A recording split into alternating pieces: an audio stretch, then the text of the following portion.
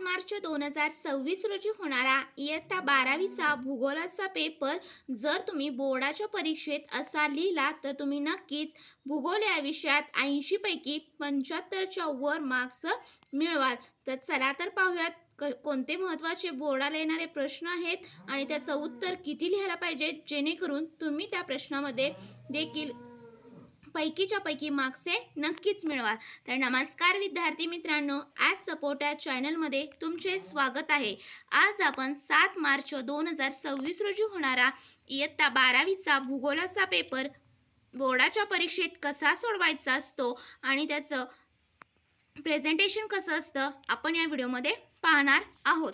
तर सर्वप्रथम पहा विद्यार्थी मित्रांनो, तुमचा जो पहिला प्रश्न असणार आहे तो एकूण तुमचा 20 मार्क्सचा असणार आहे. प्रश्न क्रमांक 1, त्यामध्ये तुम्हाला अ, ब, क, ड असे उपप्रश्न असणार आहेत. जो अ प्रश्न असणार आहे तो एकूण 5 मार्क्ससाठी विचारण्यात येतो. तर इथे पाहू शकता तुम्हाला साखळी तयार करा. तर 3 असे गट देणार आहेत अ, ब, क, ज्यामध्ये तुम्हाला साखळी तयार करायला सांगितलेले आहे. तर पहिल्याचं कसं केलेलं आहे पहा, जे एकूण तुमचा अ जो प्रश्न असणार आहे तो एकूण किती 5 मार्क्ससाठी तुम्हाला विचारण्यात येतो. त्यामध्ये पहिला जो आहे तो पहा ॲमेझॉन खोरे. तर त्याच्याशी रिलेटेड असणारं ब गटातील तुम्हाला उत्तर त्याचं शोधून लिहायचं आहे. तर इथं पाहू शकता ऑप्शन आणि त्याचं उत्तर हे शोधून लिहिलेलं आहे. काय आहे तर दाट विषुवृत्तीय वने. त्यानंतर क मधील काय असणार आहे तर कमी लोकसंख्येची घनता. तर इथे अगदी तुम्ही व्यवस्थित ब आणि क गटातील ॲमेझॉन खोरेच्या रिलेटेड जी उत्तर आहेत ती जर शोधून विथ ऑप्शन लिहिला तर तुम्हाला काय होणार आहे, यामध्ये 1 मार्क्स हा मिळून जाणार आहे. त्यानंतर पहा संकोचणारा मनोरा. यामधील पहा कशी साखळी तयार केलेली आहे. वृद्धांची संख्या जास्त, जन्मदर कमी व मृत्यूदर अगदी कमी. त्यानंतर तिसरा देखील पाहू शकता औद्योगिक क्षेत्र, वस्तू निर्मिती कार्ये, उपजीविकेकरता रोजगार उपलब्ध. चौथा असणार आहे पंपास गवताळ प्रदेश, व्यापारी पशुपालन, दक्षिण अमेरिका. आणि पाचवा असणार आहे तो खाजगी वैयक्तिक टाटा लोहपोलाद उद्योग. तर अशा तऱ्हेने एकूण 5 तुम्हाला साखळी तयार करायची आहे आणि व्यवस्थित तुम्ही अगदी पेन्सिलचा वापर करून हे देखील तुम्ही अगदी टेबल्स त्यानंतर अ, ब, क असं व्यवस्थित लिहून त्याचं उत्तर हे असं साखळीमध्ये त्याचं उत्तर व्यवस्थित लिहायचं आहे. विथ ऑप्शन आणि त्याचं उत्तर हे लिहायचं आहे. जर तुम्ही असं लिहिला तर तुम्हाला 5 पैकी 5 मार्क्स हे मिळून जाणार आहेत. त्यानंतर पहा प्रश्न क्रमांक 1 ब असणार आहे तो विधाने पूर्ण करा. दिलेल्या पर्यायांपैकी योग्य पर्याय ओळखून विधाने पूर्ण करा. हा देखील तुमचा 5 मार्क्सचा प्रश्न असणार आहे, ज्यामध्ये फक्त तुम्ही ऑप्शन त्याचा काय असणार आहे उत्तराचं आणि ते उत्तर लिहिलं तरी तुम्हाला इथे पैकीच्या पैकी मार्क्स मिळणार आहेत. जरी तुम्ही प्रश्नपत्रिकेतील प्रश्न असं लिहिलं आणि त्याखाली असं उत्तर लिहिलं तरी देखील तुम्हाला तिथे 1 मार्क्स हा मिळणारच आहे. आणि हे प्रेझेंटेशनसाठी प्रश्न लिहून परत त्याचं उत्तर असं व्यवस्थित लिहिलं तर ते प्रेझेंटेशनसाठी चांगलं दिसतं.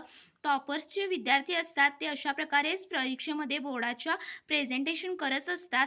जर तुम्हाला वेळ कमी यामध्ये जास्त लागत असेल तर तुम्ही फक्त उत्तर आणि त्याचं काय करू शकता ऑप्शन विथ त्याचं उत्तर हे लिहू शकता. तर हे देखील खूप सोपं असणार आहे. पहा 4 पर्याय देणार आहेत आणि त्यामध्ये तुम्हाला योग्य असं पर्याय शोधून योग्य लिहायचं विधाने पूर्ण करायची आहेत. पुन्हा विधाने उत्तरपत्रिकेमध्ये पुन्हा लिहा म्हणली तर ते विधाने तुम्हाला लिहिणे आवश्यकच असणार आहे. तर अशा प्रकारे 5 यामध्ये असणार आहेत पहा. त्यानंतर असणार आहे तुमचा प्रश्न पुढचा.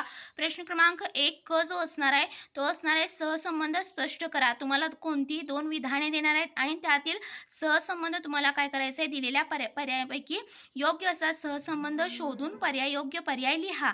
तर आपण पहिलं पाहूया. जे एकूण तुम्हाला क जो प्रश्न असणार आहे तो 5 मार्क्ससाठी असणार आहे, ज्यामध्ये तुम्हाला 5 हे विधानं देणार आहेत. प्रत्येक प्रश्नामध्ये 2-2 विधाने असणार आहे ए आणि आर. तर इथं पाहू शकता उष्णकटिबंधीय सदाहरित घनदाट वनातील वृक्षांचे लाकूड अतिशय टणक असते. हे विधान कसं आर या विधानाला रिलेट करतं तर उष्णकटिबंधीय प्रदेशात व्यापारी तत्वांवर लाकूडतोड व्यवसाय विकसित होऊ शकतो. तर या 2 जे विधान आहेत यांचा सहसंबंध काय आहे तर इथं 4 पर्याय देणार आहेत पहा. ए आणि आर हे दोन्ही बरोबर आहेत, पहिला पर्याय असणार आहे. त्यानंतर दुसरा पर्याय असणार आहे की ए आणि आर हे दोन्ही चुकीचे आहेत. त्यानंतर तिसरा पर्याय असणार आहे ए आणि आर हे दोन्ही बरोबर आहेत परंतु आर हे एचे अचूक स्पष्टीकरण आहे. त्यानंतर पाहू शकता ड जो शेवटचा पर्याय असणार आहे तो असणार आहे ए आणि आर हे हे दोन्ही बरोबर आहेत, परंतु आर हे एचे अचूक स्पष्टीकरण नाही.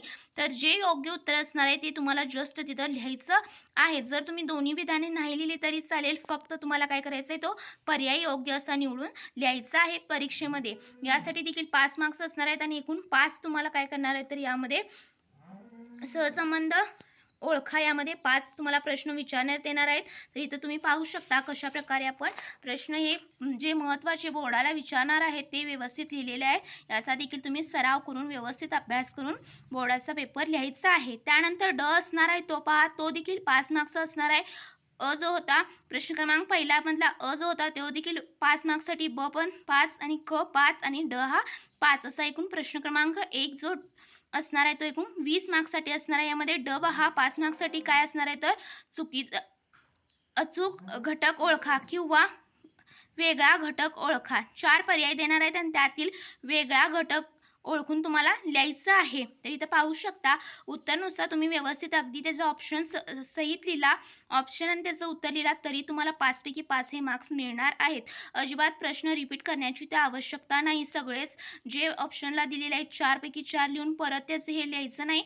फक्त त्यातला अचूक किंवा जो चुकीचा घटक आहे, वेगळा घटक आहे, तो तुम्हाला फक्त यामध्ये काय करायचा आहे, शोधून लिहायचा आहे. 5 मार्क्स इथे घेऊन जायचे. तर अशा तऱ्हेने प्रश्न क्रमांक 1 जो होता तो 20 मार्क्सचा असणार आहे ऑब्जेक्टिव्ह टाईपचा. त्यानंतर पहा जो प्रश्न क्रमांक 2 असणार आहे तो तुमचा असणार आहे भौगोलिक कारणे लिहा.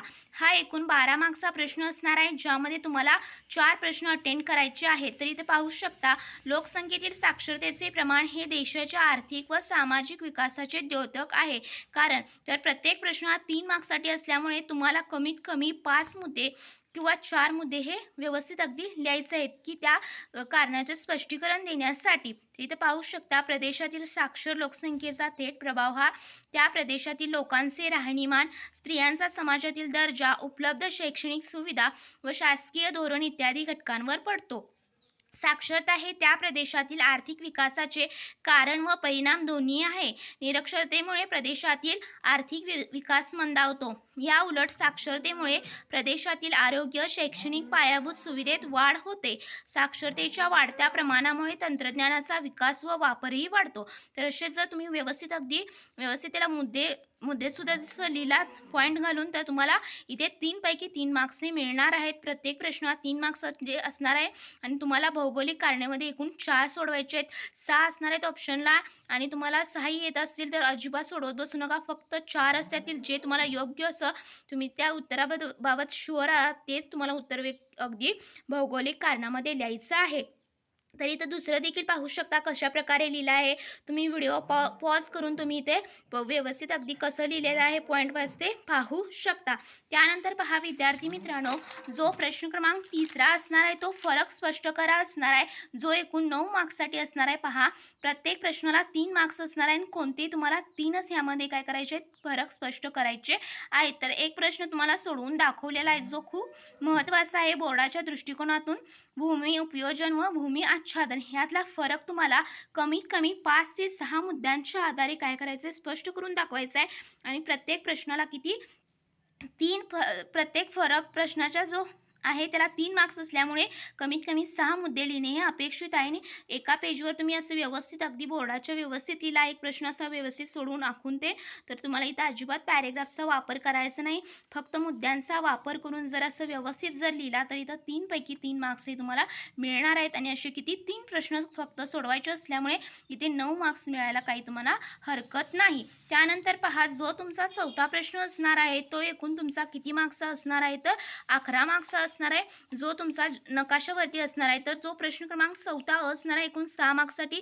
तर दिलेले जे घटक आहेत त्यामधील तुम्हाला नकाशामध्ये दाखवायचं आहे. तर इथं पाहू शकता सूची उत्तरपत्रिकेमध्ये काढलेली आहे. त्यानंतर तुम्ही असं नकाशा जो तुम्हाला देतात त्यावरील देखील सूची काढू शकता आणि वेगवेगळ्या चिन्हांचा वापर करून तुम्हाला इथे काय करायचं आहे, तर ते ठिकाण दाखवायचं आहे. तर पहिलं जे आहे ते बघा ॲमेझॉनचे खोरे दाखवलेले आहे. त्यानंतर दुसरे जो असणार आहे तो केन्या प्रदेश जो आहे तो दाखवलेला आहे की लोकसंख्या संक्रमण अवस्थेतील दुसऱ्या टप्प्यातील काय आहे तो आफ्रिकेतील एक देश आहे. तर व्यवस्थित अगदी सिम्बॉल्सचा वापर फक्त करायचा आहे. जरी तुम्ही तिथं इंडेक्स नंबर सूचीमधला जर नंबर लिहिला आणि व्यवस्थित अगदी ते काय रिप्रेझेंट करतं, चौकोन आहे का का थोडंसं तुम्ही व्यवस्थित अशी त्रिकोण काढला आहात का का गोल, ते व्यवस्थित जरी दाखवलात आणि व्यवस्थित अगदी इंडेक्स काढला, सूची काढला, तर तुम्हाला इथे 6 पैकी 6 मार्क्स मिळणार आहेत. एकूण 8 असणार आहेत पहा यामध्ये.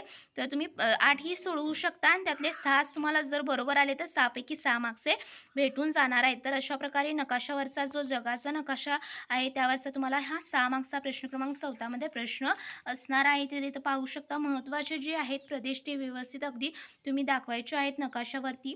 त्यानंतर पहा प्रश्न क्रमांक 4 ब असणार आहे. तो तुम्हाला एखादा काय देणार आहे तर ग्राफ देणार आहेत आणि त्यावरील हा प्रश्न असणार आहे. तर त्या ग्राफचं वाचन करून तुम्ही व्यवस्थित विचारलेल्या प्रश्नांची त्या ग्राफमधीलच शोधून तुम्हाला उत्तर लिहायचे आहेत आणि हा देखील खूप सोपा प्रश्न असणार आहे. बघा, एका वाक्यात फक्त उत्तरे लिहा असं असणार आहे आणि ज्याचं उत्तर तुम्हाला त्या ग्राफचं वाचन व्यवस्थित केला तर समजून जाईल आणि ते एका वाक्यात फक्त तुम्हाला इथे लिहायचं आहे आणि 5 मार्क्स हे घेऊन जायचे आहेत. तर अशा तऱ्हेने आपण प्रश्न क्रमांक 4 जो होता तो एकूण किती 11 मार्क्ससाठी पाहिला. त्यानंतर पहा विद्यार्थी मित्रांनो, जो प्रश्न क्रमांक 5 असणार आहे तो टिपा लिहावरती असणार आहे आणि हा एकूण तुमचा 12 मार्क्ससाठी असणार आहे. पहा, ज्यामध्ये तुम्हाला 4 कोणत्याही 5 असणार आहेत एकूण आणि 4 त्यातल्या कोणत्याही टिपा लिहायच्या आहेत.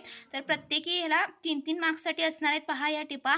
तर पहिली जी आहे ती खूप महत्त्वाची आहे. पहा, जन्मदर आणि मृत्यूदरातील संबंध. तर कमीत कमी तुम्हाला 6 या मुद्द्यांच्या आधारे काय करायचं आहे, त्या टिपा व्यवस्थित अगदी लिहायच्या आहेत आणि ते खूप सोपं आहे. पहा, जन्मदर आणि मृत्यूदरातील संबंध. लोकसंख्या बदलातील महत्त्वाच्या घटकांपैकी जन्मदर व मृत्यूदर हे 2 महत्त्वपूर्ण घटक आहेत. जन्मदर म्हणजे एका वर्षात दर 1000 लोकसंख्यामागे जन्माला येणाऱ्या जिवंत अर्भकांची संख्या होय. मृत्यूदर म्हणजे एका वर्षात दर 1000 लोकसंख्येमागे मृत्यू पावणाऱ्या लोकांची एकूण संख्या होय. जन्मदर आणि मृत्यूदर हे दोन्ही लोकसंख्या वाढीवर परिणाम करतात. वैद्यकीय सुविधांचा अभाव, निरक्षरता, संसर्गजन्य रोग, कुपोषण इत्यादीमुळे प्रदेशातील जन्मदर व मृत्यूदर दोन्ही अधिक असतात. याउलट साक्षरता, वैद्यकीय सुविधा, तंत्रज्ञानाचा विकास, संसर्गजन्य रोगांवर नियंत्रण यामुळे विकसित प्रदेशातील जन्मदर व मृत्यूदर दोन्ही कमी असतात. अशा प्रकारे आपणास जन्मदर व मृत्यूदर यांचा सहसंबंध सांगता येईल. तर अशा प्रकारे तुम्हाला असं टिपा लिहामध्ये उत्तर लिहायचं आहे, अपेक्षित असणार आहे, पॉईंट वाईज लिहायचं आहे. तर दुसरी देखील खूप महत्त्वाची आहे. पहा, छोटीशीच आहे परंतु 3 मार्क्स मिळवून देणार आहे. व्यवस्थित अगदी मुद्दे तुम्ही हे उत्तर पॉईंट वाईज लिहिलं तर इथे देखील तुम्हाला 3 मार्क्स हे मिळणार आहे. तर असे एकूण तुम्हाला टिपा लिहामध्ये एकूण 4 टिपा लिहायच्या आहेत. प्रत्येकी प्रश्नाला 3 मार्क्स असणार आहेत. तिथे तुम्हाला टिपा लिहामध्ये 12 मार्क्स हे घेऊन जायचेच आहेत. खूप सोप्या असणार आहेत आणि तुम्ही ते लिहायचंच आहे. पहा, त्यानंतर पहा 6वा प्रश्न जो असणार आहे तो तुमचा एखादा तुम्हाला काय करणार आहे तर यामध्ये उतारा देणार आहेत आणि त्यावरीलच तुम्हाला किती 4 मार्क्सचे प्रश्न विचारणार आहेत आणि तुम्हाला फक्त एका वाक्यात त्याचं उत्तर लिहायचं आहे. तर हा जो असणार आहे तो तुम्हाला उतारा असणार आहे तो तुम्हाला भूगोलाच्याच एखाद्या पाठ्यपुस्तकातीलच असणार आहे आणि फक्त त्याचं उत्तर तुम्हाला इथं शोधून लिहायचं आहे. पहा, 4 मार्क्ससाठी असणार आहे, एका वाक्यात लिहायचं आहे. त्यानंतर जो 6वा ब असणार आहे तो देखील तुमचा किती 4 मार्क्ससाठी असणार आहे. असा एकूण तुमचा 6वा जो प्रश्न असणार आहे 8 मार्क्ससाठी. ब मधला जो असणार आहे तो बघा, तुम्हाला 2 कृती काढायच्या आहेत, 3 देणार आहेत आणि त्यातील कोणत्याही 2 कृती काढायच्या आहेत. प्रत्येकी प्रश्नाला 2 मार्क्स असणार आहेत आणि व्यवस्थित अगदी पेन्सिलचाच वापर करून तुम्हाला ह्या कृती काढायच्या आकृत्या काढायच्या आहेत. त्यामुळे ते कुठेही पेनाचा वापर केलेला चालणार नाही. जर तुम्ही पेनाचा वापर करून आकृत्या काढल्या तर तुम्हाला 0 मार्क्स हे मिळणार आहेत. त्यामुळे त्या पेनाचाच वापर पेन्सिलचाच वापर करून आकृत्या या काढायच्या आहेत, ज्या एकूण 4 मार्क्ससाठी असणार आहेत. तर इथं पाहू शकता वर्तुळाकार वस्ती याचं जे आकृती आहे ती व्यवस्थित अगदी काढलेलं आहे. तलाव, त्यानंतर त्याचं वर्तुळाकार वस्ती कशा प्रकारची असते ती वस्ती दाखवलेलं आहे. तर इथे तुम्हाला 2 मार्क्स हे मिळणार आहेत. एकूण 2 प्रश्न सोडवायचे आहेत. त्यानंतर पहा, शेवटचा जो असणार आहे तुमचा 7वा प्रश्न असणार आहे तो एकूण 8 मार्क्ससाठी असणार आहे, ज्यामध्ये तुम्हाला काय करायचं आहे तर उत्तर अगदी तुम्हाला काय करायचं आहे इन डिटेलमध्ये लिहायचं आहे.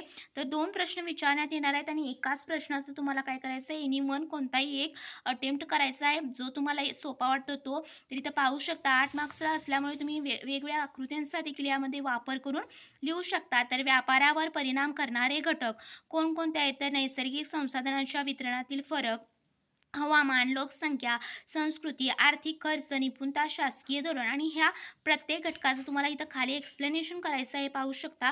एकूण 8 मार्क्ससाठी हा प्रश्न असल्यामुळे याचं उत्तर तुम्हाला खूप लेंदी लिहायचं आहे. त्यामुळे व्यवस्थित अगदी पॉईंट्सचा वापर करून त्यामध्ये व्यवस्थित अगदी परीक्षेप्रमाणे असं लिहिलं तरी तुम्हाला यामध्ये 8 पैकी 8 मार्क्स हे मिळून जाणार आहेत. तर अशा प्रकारे जो इयत्ता 12वीचा 7 मार्च रोजी होणारा बोर्डाच्या पेपरमध्ये हे सर्व जे मी प्रश्न सांगितले ते खूप महत्त्वाचे आहेत बोर्डाच्या परीक्षेच्या दृष्टिकोनातून. त्यामुळे तुम्ही त्याचं देखील प्रिपरेशन व्यवस्थित करा आणि तुम्हाला 12वीच्या भूगोलाच्या बोर्डाच्या परीक्षेसाठी बेस्ट ऑफ लक. व्हिडिओ आवडल्यास नक्की लाईक करा. Thank you so much.